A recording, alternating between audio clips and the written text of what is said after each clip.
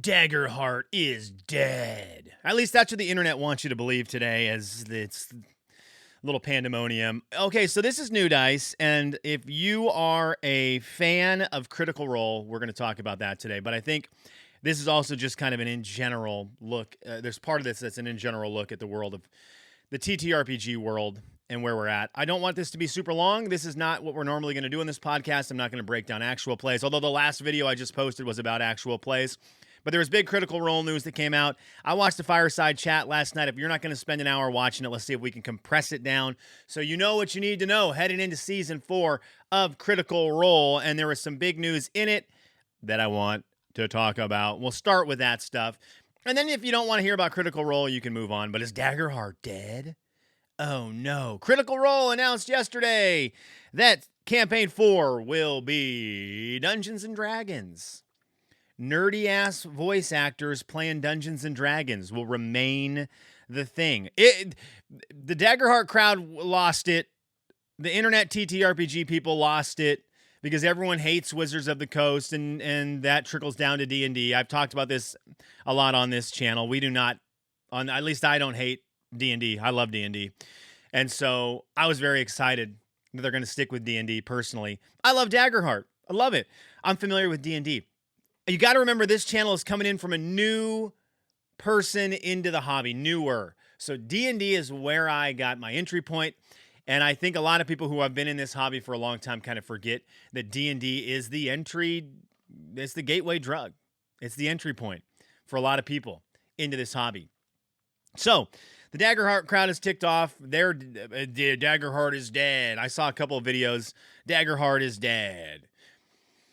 It's not. It's still going to be fine. I've got to operate under the assumption before we get into the other big takeaways from the Fireside Chat. I got to operate under the assumption the Critical Role people, they're $1 million industry, $1 million business. They're making decisions based on that.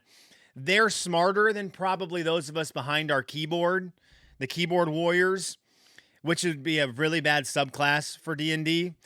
But they're going to be smarter than us. And they made this decision probably a long time ago before the Daggerheart explosion, which that game has blown up. It's awesome.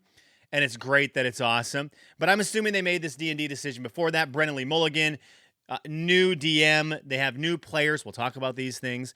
But they mentioned the fact that this set them up for their players to be the most familiar with the tool set and the most comfortable at the table.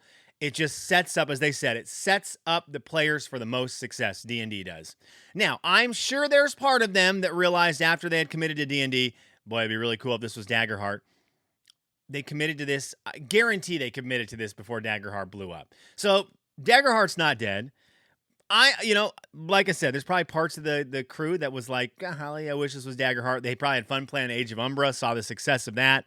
But we're doing D&D for Season 4, and I think the world is going to be okay. And I think that D&D is going to be fine, and Daggerheart is going to be fine moving forward. One of the things I think that they did, Darrington Press did very well, because they probably realized the D&D compared to Daggerheart move, after they had committed, they got, Tales of Avantris? I never know how to say the name of that channel. They've got them playing a Daggerheart system. They've got Dungeons and great with the names. They've got like another big actual play group playing Daggerheart. There are going to be a lot of big actual play channels playing Daggerheart. That is going to help sustain that game in the actual play community. Is it Tales of Avantrius? Tales of Avantrius. What is it? Tales of Avantris. They're awesome. I really enjoy their channel. I love them so much I know their name. But they're going to be a great accessible entry point to love Daggerheart. They are phenomenal. They get on YouTube more views than Critical Role right now, too. So there's something to think about. Darrington Press set themselves up well. They didn't just die. They're not just dying. Daggerheart's not dead. They've done a good job. So D&D versus Daggerheart, there's point 1. I've got 4 more points from you from the Fireside Chat to take away. These are not going to be the bickering about that, so we'll maybe get through these quicker. Ahriman is the new world. Ahriman. This is important for a lot of reasons. Number 1, it's unexplored. There's no lore to it. This is going to be this cast of characters truly creating this new world. Exandria was the the world for the first 3 campaigns of Critical Role. Of course, a lot of stuff around that, a lot of offshoot one-shots. Exandria is a lived-in world with huge setting campaign books. It is awesome. Exandria is so special.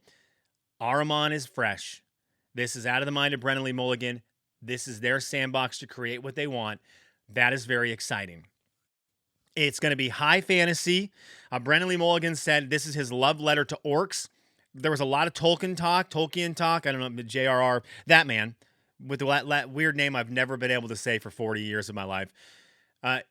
It's a love letter to the orcs of that world, and it's going to be high fantasy like that world. Brennan Lee Mulligan, like I said, mentioned it a lot. And one of the things he hinted at is what would have happened in the Lord of the Rings books if the orcs had revolted on Sauron, okay?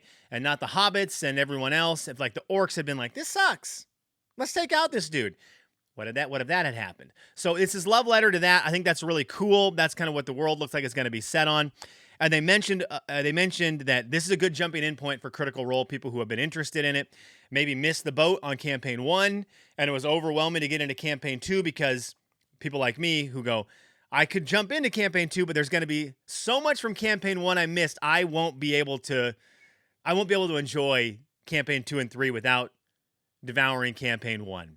And so this is a fresh start for people to jump in on Critical Role, which I think is really cool and an awesome opportunity for people to get into a huge actual play. Okay, point number 3. Okay, so we've got D&D is going to be the system. Ahriman is the world. There's a new, bigger cast. I guess it's not necessarily new. Let's just go bigger cast. I'm trying to wrap my head around this still. This is a bit jarring for me. 14-person cast. So you have the originals minus Tiberius. You have the original Critical Role people, Matt, Ashley, Travis, Laura, Sam, Liam, Taliesin. They're all there. Matt as a player.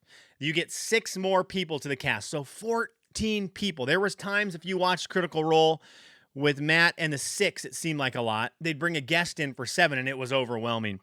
So 14 people. I'm trying to wrap my head around this. They're going to be split into 3 groups. It's a West Marches campaign. So 3 different groups. Those groups are going to be a group of swords, schemers, and seekers. That's going to be what each group is based on. And they are all going to be in Ahriman separately doing different things. This is cool. We'll get to some pros and cons, but each group is going to be doing different stuff in the world of Ahriman against the same overall evil. Okay, so this can affect the world and will affect other people, what they see in their groups. And Brennan Lee Mulligan, in his Tolkien continuation, mentioned the 2 towers, which Lord of the Ring fans just get in the comments and blow me up. I believe there was the Frodo and Sam doing their thing with Gollum, and then there was the Legolas, Aragorn, and Gimli doing their thing.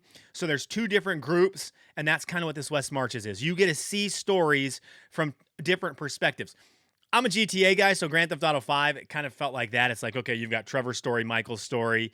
You got the 3 stories going together or going separately, and then they intertwine and they get together. And that's what I thought I compare this to, which I think is kind of cool.